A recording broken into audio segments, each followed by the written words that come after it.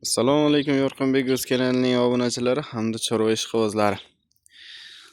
Hozir ishdan kelgandik. Mana bu indiski o'rdaklarimizga don berilmagan ekan. Voy, shumbacha. Don berilmagan ekan. Shunga don beramiz deb idishchasiga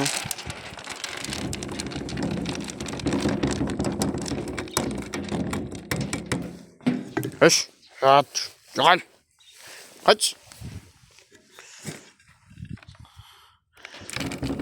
Donani berib qo'ysak, buni ahvolini qaraylar. Voy, baraka topkur. Bu bedani tanlab oldim degani, xohlaganda yeysan degani emas-ku. Sana bismillah. Eshigini ochamiz.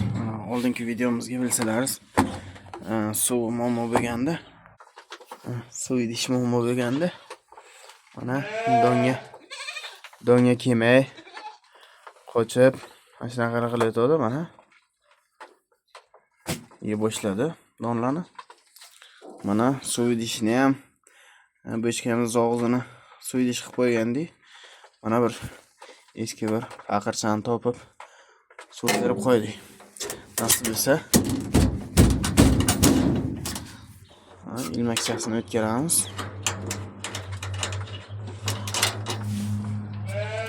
Mana ishlar. Hozir bu donni yeb bo'lgandan keyin sekin suvga boradi bular. Suv обязательно bo'lishi kerak ekanda. Mana suv deganda mana bu echkimiz ham suzab qolibdimi deyman. Mana sekin oldingi videoga gaplashayotgan aytib o'tgandim mana. Mana gaplashayotganmiz. Asosda kerakli bo'lgan hayvonlarimizni chiqardik. Mana endi gap isboti bilan bo'lsin. Nima deysiz? Suvni oldi oldi ular. Yaxshilab donni yeb olgandan keyin suvni ichalar. Обязательно indiski o'rdak boqadigan obunachilarimizga yoniga doim suv bo'lsin